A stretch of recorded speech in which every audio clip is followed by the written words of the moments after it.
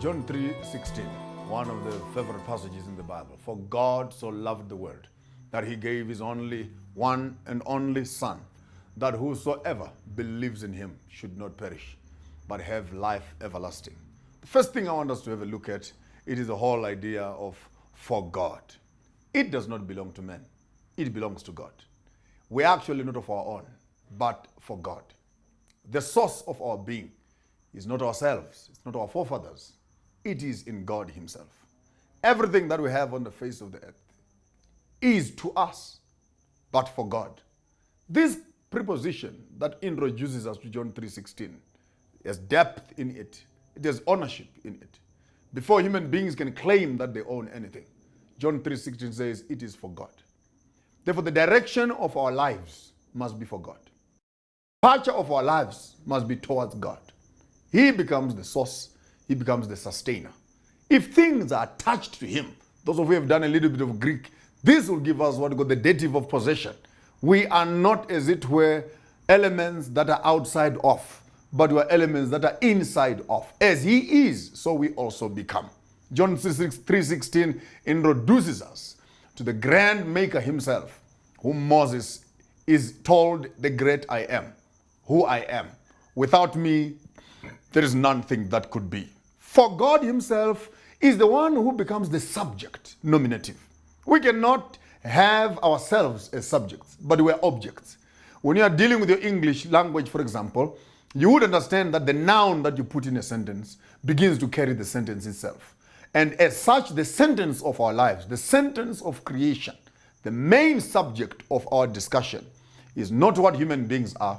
It's not what human beings have achieved. It's not what nature is made out of. It is but God himself. For John 3:16 says, it is for God. And if we can find our lives, find our direction in this preposition, that let our lives and thoughts be Godward. Let them be directed to the source. Therefore, if we are for God, it also has to do with our dependence on. It also has to do with our support on, our leaning on, our trusting on. If you're looking for help, where else can help come from? But it comes from the Lord. For we do not belong to anything in the world. Some of us want us to feel like we belong to our employers. Some of us want to feel like we belong to some tribes. Some of us want to feel like we belong to some caliber, some class of education.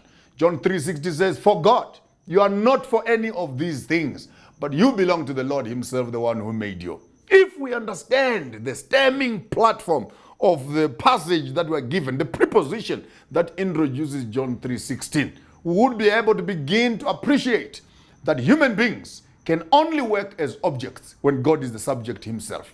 If we keep ourselves in that close proximity between the maker and the creations themselves, between the object and the shadow, we will find that our lives must start emulating the very object and the very subject itself.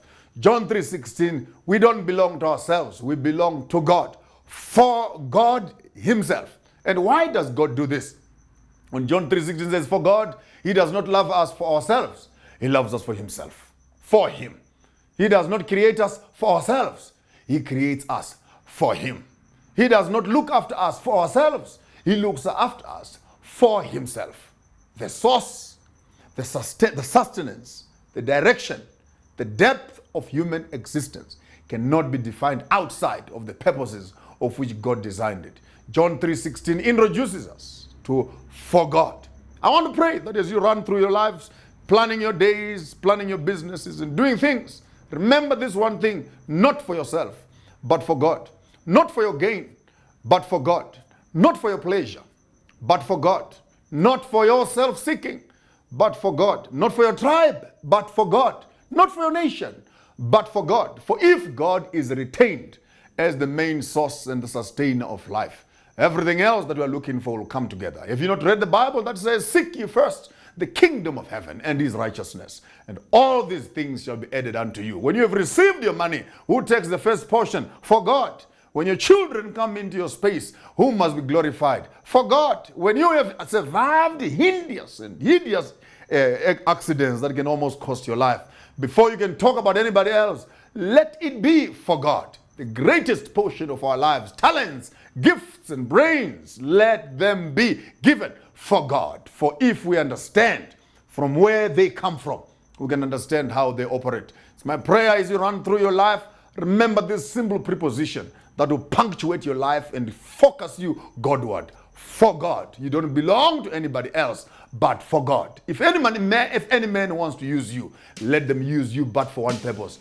For God.